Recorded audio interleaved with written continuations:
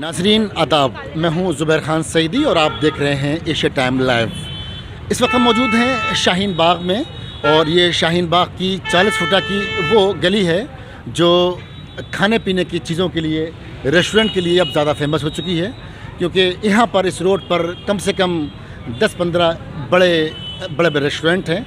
यहाँ पर मैं देख रहा हूँ मेरे सामने क्रमशः पेरिस है, इधर अज़ुहा है, पीछे ज़ारा है, ज़ायक़ा है और इधर एक आलिशान नाम का एक रेस्टोरेंट नया खुला है।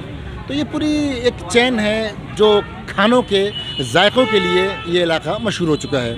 लेकिन अगर बात की जाए दिल्ली की और दिल्ली के हालात की, तो इस वक्त दिल्ली में ऑफिसेज़ बंद हैं, कारोबारी सब परेशान हैं।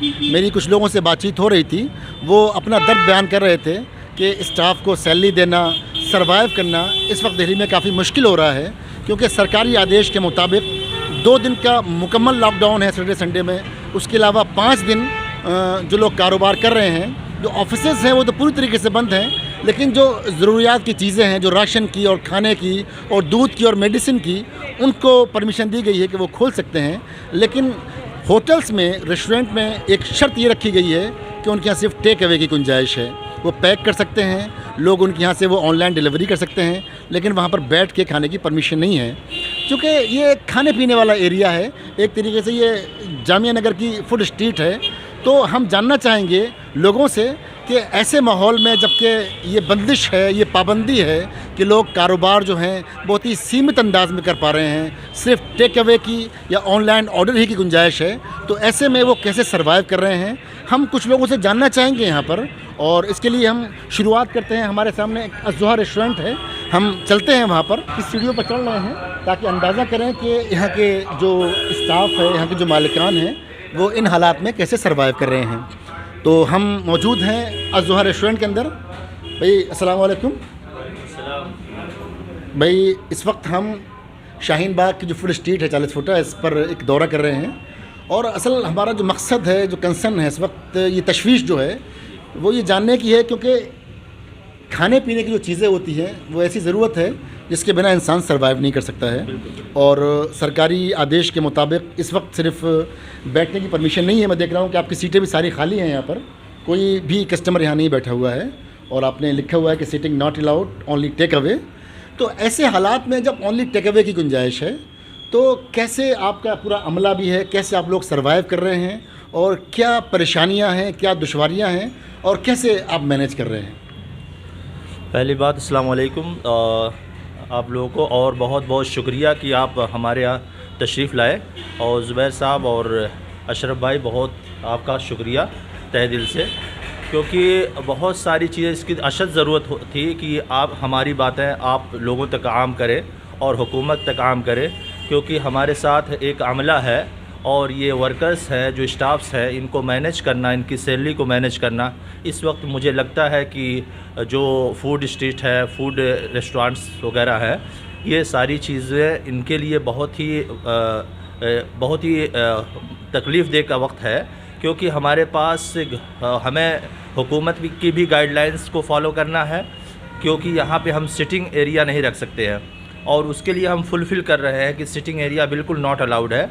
हम बिल्कुल फोकस कर रहे हैं डिलीवरी पे और ऑनलाइन ऑर्डर पे। और इसके लिए मैं रिक्वेस्ट करूंगा कि आम पब्लिक से कि आप जिस तरह से भी आप चाहें, आप हमारे नंबर पे कॉल करें। हमारा नंबर है डिलीवरी कि 9911005652। दोबारा मैं बात कर रहा हूँ कि 9911005652। इस नंबर पे हमें आप कॉल करें और ज़रूर हम आपकी खिदमत के लिए हाज़िर होंगे। जी, हमें अंदाज़ा है इन मुश्किलात का, क्योंकि दिल्ली के अंदर जितने भी कारोबारी हैं वो सब कहीं ना कहीं परेशान हैं इस वक्त। ऑफिसेज़ तो पूरी तरीके से बंद हैं। ये इटेबल आइटम और मेडिसिन और कुछ चीज़ें जो ज़रूरत ज़िंदगी की हैं, इनको कम से कम अलाउ किया गया है, लेकिन यहाँ पर सिटिंग अरेंजमेंट ना होना एक तकलीफ़ देह है। क्योंकि यहाँ पर बड़ी तादाद इस इलाके में उन लोगों की है जो बैचलर्स हैं, जो स्टूडेंट्स हैं, जो यहाँ पर सर्विसेज में हैं, नौकरी करते हैं, जो अपनी फैमिली के साथ नहीं रहते हैं, जो बिल्कुल 100% डिपेंड थे रेस्टोरेंट में बैठ के खाने पर। तो उनके लिए आपने टेक अवे की गुंजाइश रखी है? से 12 बजे से लेकर के हम रात के 10 बजे तक हम अवेलेबल है। जो हुकूमत की गाइडलाइंस है उसी के बीच में हम ओपन कर रहे हैं। उस बीच में हम टेक अवे और ऑनलाइन ऑर्डर सारी चीज़ें पूरा फुलफ़िल कर रहे हैं। तो इसमें टेक अवे और ऑनलाइन ऑर्डर्स में आप जो आपका मेनू है, जी। मेनू के मुताबिक सब कुछ अवेलेबल है या कुछ जी, चीज़ें सब आप? कुछ है। जी, सब कुछ अवेलेबल है। नाज़रीन, मैं आपको बता दूं कि जैसा कि ये बता रहे हैं अज़ुहा वाले कि इनके यहाँ टेक अवे और ऑनलाइन की जो गुंजाइश है वो पूरा जो मेनू है वो अवेलेबल है, और दिन के 12 बजे से लेकर के रात के 10 बजे तक जो गवर्नमेंट के नॉर्म्स हैं उसके अकॉर्डिंग ये एक कॉल पर जो इन्होंने नंबर बताया अपना, उस नंबर पर कॉल करके, उसके अलावा ऑनलाइन ऑर्डर करके, और उसके अलावा यहाँ से भी क्या नाम है इंसान आकर के कोई सामान अपने लिए पैक करा सकता है। तो कमोबेश ये हालात इस वक्त जो रेस्टोरेंट के मालिक हैं और जो भी चीज़ें हैं सबके साथ हैं, सब लोग दुश्वार कुन दौर से गुज़र रहे हैं, क्योंकि एक अमले का साथ होता है, सबकी सैलरी भी इसी से निकालनी होती है, और जो पूरा जो मैनेजमेंट होता है उसके अखराजात होते हैं, क्योंकि अगर सेल नहीं होगी तो दीगर चीज़ें इससे मुतासर हो जाएंगी। बहुत बहुत शुक्रिया इसी टाइम से बात करने के लिए। नाज़रीन, अभी हमने अज़ुहा वालों से जाना कि उनके पास क्या मुश्किलात हैं, और हम दूसरा उसके बराबर में क्रमशः पेरिस, ये बारिसियात के नाम से एक मकाम है, यहाँ पर कुछ आइसक्रीम है, कुछ सैंडविचेस वगैरह और बर्गर वगैरह अवेलेबल होते हैं। हम इनसे जानना चाहेंगे, इसकी ऑनर हमारे पास मोहतरमा मायदा मौजूद हैं। मायदा जी, मेरा आपसे सवाल ये है कि हुकूमत ने कुछ पाबंदियाँ लगा रखी हैं कि जैसे बिठा करके खिलाने की इजाज़त नहीं है, सिर्फ टेक अवे की परमिशन है, या ऑनलाइन आप चीज़ें डिलीवर कर सकती हैं। उसमें बिज़नेस पे काफ़ी असर पड़ता है। जो लोगों से हमारी बात हुई उन्होंने बताया कि काफ़ी वो लोग परेशान हैं, समहाउ वो अपने आप को सर्वाइव कर पा रहे हैं। आपके बिज़नेस का क्या हाल है, कैसे आप इसको रन कर रही हैं और कैसे आप मैनेज कर रही हैं?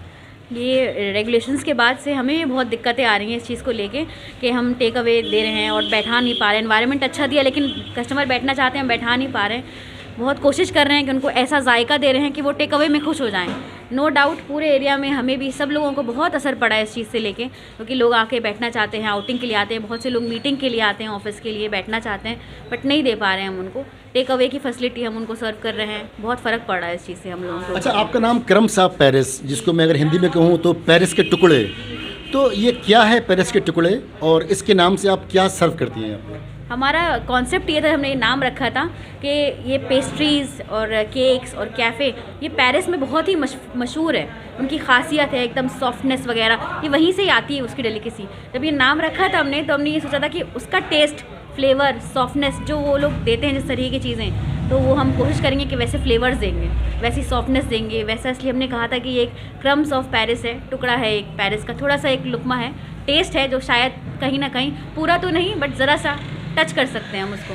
अगर बात क्रमशः पेरिस की यूएसपी की जाए जी, तो आपकी यूएसपी क्या है, क्या चीज़ यूनिक है आपके यहाँ? आपकी आइसक्रीम, आपका बर्गर, आपका सैंडविच, आपके शेक्स या आपके कुकीज़? हमारी जो यूएसपी है क्रम्स ऑफ पेरिस की वो है आइसक्रीम। आइसक्रीम से बनते हैं शेक्स और शेक्स के साथ हम संडेज़ बनाते हैं, वो भी आइसक्रीम से बनते हैं। ये जो सारी चीज़ें हैं, ग्लासेस, जार्स, कप्स जिसमें हम सर्व करते हैं, उस सारी चीज़ का बेस जो ग्राउंड है वो है आइसक्रीम। कम से कम 50 तरीके की मेरे पास फ्लेवर्स की आइसक्रीम है, जो आइसक्रीम पार्लर की खासियत होती है। हर फ्लेवर, फ्रूट का, नेचुरल का, ड्राई फ्रूट्स का, सारे आपको फ्लेवर्स मिलेंगे, और बहुत ही शानदार अमेजिंग आइसक्रीम फ्लेवर। ऐसे शेक्स में भी और कोल्ड कॉफ़ी में कभी शिकायत नहीं आती, क्योंकि वो उसमें कोई एक्स्ट्रा आइस नहीं है, एक्स्ट्रा वाटर नहीं है, कुछ एडेड नहीं है, सिर्फ आइसक्रीम के ऊपर ही हमने कोल्ड कॉफ़ी और शेक्स वगैरह सब बनाए हुए हैं। तो बहुत अच्छा रिस्पॉन्स होता है उस चीज़ का, अभी पैंडेमिक की वजह से, लेकिन बहुत अच्छा, ये पैंडेमिक में जो पाबंदियां हैं इसमें कैसे आप सर्वाइव कर रही हैं? बहुत फ़र्क पड़ा है, बहुत कस्टमर्स आते ही नहीं है, निकलना नहीं चाहते हैं। तो हमने क्या किया है कि डिलीवरी करना हमने स्टार्ट कर दिया है। मैसेज करते हैं कस्टमर को, मेन्यू फॉरवर्ड करते हैं कि आपको कुछ चाहिए हो तो घर बैठे हम आपको एनी टाइम सुबह 8 बजे भी आप करें तो हम करेंगे। इस तरीके से हम मेहनत कर रहे हैं कि अल्लाह कामयाब करेगा इंशाल्लाह। बहुत बहुत शुक्रिया इसी टाइम से बात करने के लिए। और नाज़रीन, इस वक्त हम पहुंच चुके हैं पख्तून अल हिंद के पास। ये भी 40 फुट से किनारे पर एक अफ़गानी रेस्टोरेंट है। यहाँ पे टर्किश और अफ़गानी कुछ खाने मिलते हैं। अभी हमने अज़ुहा वालों का हाल जाना, क्रमशः पेरिस वालों का हाल जाना। अब हम एक रेस्टोरेंट है यहाँ पर, हालांकि रेस्टोरेंट तो यहाँ पे बहुत हैं। हमने सोचा था कि जगह जगह से 2-3 रेस्टोरेंट के हम हाल जानेंगे। इनके अंदर हम दाखिल होंगे और जानेंगे कि इन हालात में जब सरकार की पाबंदियाँ हैं, बंदिशें हैं कि बिठा के वो नहीं खिला सकते हैं, ये लोग कैसे सर्वाइव कर रहे हैं और कैसे अपने स्टाफ की सैलरी निकाल पा रहे हैं और कैसे अपने आप को मैनेज कर रहे हैं। तो अब हम चलते हैं पख्तून अल हिंद की तरफ। इस वक्त हम पख्तून अल हिंद के अंदर दाखिल हो चुके हैं और काउंटर पे शिराज भाई बैठे हुए हैं। शिराज भाई हमारे, चूँकि हम इसी मोहल्ले के निवासी हैं तो हम इनको अच्छे तरीके से जानते हैं। कुर्सियाँ खाली पड़ी हुई हैं, कोई कस्टमर नहीं है, और पूरे 40 फुटे पर जो रेस्टोरेंट है सबका यही हाल है कि अंदर कोई कस्टमर नहीं है और लोग सिर्फ टेक अवे पे काम चला रहे हैं या ऑनलाइन काम चला रहे हैं, स्विगी या जोमेटो का सहारा है। आप बताएं, आपका चूँकि एक अलग किस्म का होटल है, अफ़गानी और टर्किश चीज़ें आपकी यूएसपी है, तो कैसे इन हालात में सरवाइव कर रहे हैं और कैसे आप मैनेज कर रहे हैं? ज़ुबैर भाई देखिए, रियलिटी बताऊं तो ये सर्वाइवल गेम जो हो रहा है सिर्फ एक अल्लाह की तरफ से हिम्मत है जो हो रहा है, अदरवाइज़ मार्केट कंडीशन सर्वाइवल की है नहीं। लास्ट लॉकडाउन से लोग उभरे थे, थोड़ा मार्केट स्टेबल होना शुरू हुआ था, अब फिर ये सिचुएशन आ गई। तो जो लोगों की पॉकेट सेविंग थी लास्ट ईयर या लास्ट टू लास्ट ईयर, वो उन्होंने यूटिलाइज़ कर ली। कुछ ने बिजनेसेस में लगाया, कुछ ने अपनी कंपनीज़ में लगाया, कुछ ने प्रॉपर्टी में इन्वेस्ट करा, बट उसका जो रिकवरी टाइम था वो ये था। अब रिकवरी टाइम फिर बैठ गया। Had it been restaurant line और any of the business XYZ। जहाँ तक पख्तून की बात है, हमारा ये 6th मंथ है और तजुर्बा नहीं था, तो लोगों से सुनने में आया किसी भी रेस्टोरेंट को इस्टेब्लिश होने में एटलीस्ट 1 साल लगता है। हमारे 6 महीने आप लोगों की दुआ से, आपकी सपोर्ट से सबकी अच्छे निकले हैं। मार्केट कंडीशन ठीक नहीं है, दुआ ये है कि ठीक हो जाए, लोग थोड़ी सी एहतियात बरतें, वक्तिया परेशानी है निकल जाएगी। अब रेस्टोरेंट खाली है, मार्केट्स भरी हुई है, तो एक थोड़ा सा सवाल ये भी है कि भाई अगर रेस्टोरेंट की सीट खाली है तो दुकानें भरी हुई क्यों हैं? उसमें कपड़ों की दुकानें हो गई, जूतों की दुकानें हो गई, बस 10 लोग तो वहाँ भी इकट्ठे हैं। एक आदमी को जूता ख़रीदना होता है तो उसमें 10-15 मिनट लगते हैं, 15 से 20 मिनट आदमी को खाने में लगते हैं। तो जब वो जगह भर के चल रही है तो ये जगह खाली क्यों है? ये तो पेट भर रहा है ना किसी का। भाई कुछ चीज़ ऐसी हुई कि आदमी शौक़ में लेता है, खाना शौक़ में नहीं खाता, खाना पेट भरने के लिए खाता है। तो बस उम्मीद है कि आने वाला टाइम ठीक हो और फ़िलहाल हालात जो हैं अच्छे की तरफ नहीं है। ये तमाम बातें थी जो आपने हालात के बारे में बताया, उसूलों की बात बताई, आप जो पाबंदियाँ कर रहे हैं जी, वो सारी बातें बताई आपने।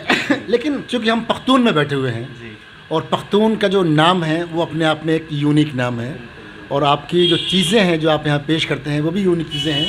तो हमारे जो ऑनलाइन दर्शक हैं, जो आपके कस्टमर भी कहीं ना कहीं हैं, उनको बताएं कि आपके यहाँ क्या स्पेशलिटी है, क्या क्या चीज़ें आप सेल करते हैं, और इन हालात में कैसे आप उन चीज़ों को सेल कर रहे हैं, कैसे आप उनको मैनेज कर रहे हैं, और यूएसपी क्या है आपकी? देखिए यूएसपी की अगर बात करें तो मार्केट में अगर आप रैंडमली किसी भी रेस्टोरेंट में या टिपिकल खाने के होटल में चले जाएं तो एक चीज़ बड़ी कॉमन होती है वहाँ, भर के मसाले।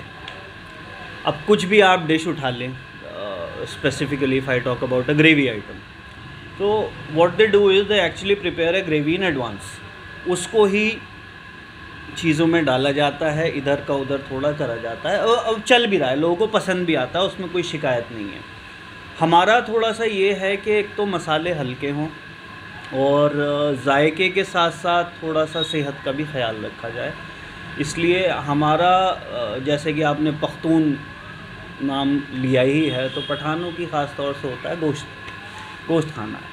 अब जब मटन या बफ़ या चिकन हम लोग ज़्यादा यूज़ नहीं करते, क्योंकि चिकन अगेन सेहत के साथ एक खिलवाड़ी है आज के टाइम पे।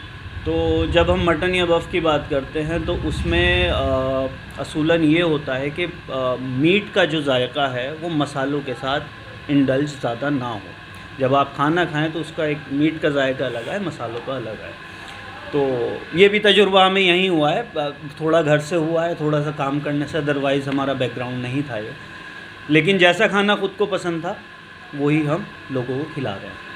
तो यूएसपी की बात करें तो ये है कि लोगों को कम मसालों में अच्छा टेस्ट हम ला के दें। और हमारा बेस्ट आइटम्स की बात अगर करें तो ऑल टुगेदर हम बहुत ज़्यादा चीज़ें नहीं बनाते। We just had 5 to 6 dishes, जिसमें एक मटन रोश हो गया, जिसे बलूचिस्तान में या टर्की में या अफ़गानिस्तान में अलग अलग नामों से बुलाया जाता है। कहीं नमकीन गोश्त कहा जाता है, कहीं दम पुख्त कहा जाता है, कहीं पे मटन रोश कहा जाता है। वो एक मटन के पीसीज होते हैं, बड़े हल्के हल्के क्या ना के बराबर मसालों के साथ, पानी के साथ वो बनता है। अमूमन पानी भी नहीं डलता उसमें, ऑयल तो होता ही नहीं है।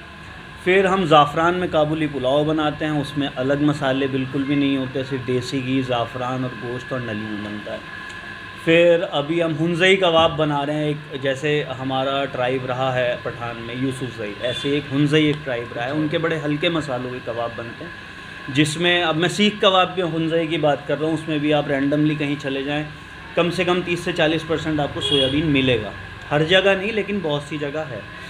उससे क्वांटिटी बढ़ जाती है, लेकिन जायका मिक्स हो जाता है। हमारे जो कबाब हैं वो 100% कीमे के कबाब हैं, उसमें हम एडिशनल कुछ ऐसी चीज़ नहीं डालते, जैसे कोई सॉफ्टनर डाल देता है, कुछ और चीज़ें मिला देता है, जिससे कबाब की क्वांटिटी बढ़ जाती है और मसालों से जायका भी बन जाता है। ये जो कबाब हैं हल्के मसालों के, प्योरली गोश्त के कबाब हैं, इसका टेस्ट भी अलग है और जो जूसीनेस है वो सारी अपनी गोश्त की है। साथ में फिर चपली कबाब हैं और पेशावरी चंगेज़ी है, और टर्किश आइटम की बात करें तो रोश भी चलता है और टर्किश कीमा भी चलता है, जिसके हम बर्गर्स भी बनाते हैं। तो कुछ ये 5-7 आइटम हैं जो हम लोग बना रहे हैं और कोशिश कर रहे हैं कि लोगों को वो खिलाएं जो खुद खा सकते हैं। जो खुद खा सके। बड़ी बात है कि इंसान अगर अपना होटल का खाना खुद खा सकता है तो वही सही मानों में सेहतमंद खाना है।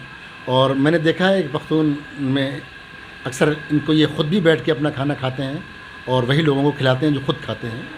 और बहुत ही लिमिटेड आइटम है और बहुत ही इन्होंने मसालों का और हाइजीन का बहुत ख्याल किया है। कम मसाले में और बिल्कुल उसी वक्त प्रिपेयर ये करते हैं जब इंसान का ऑर्डर आता है।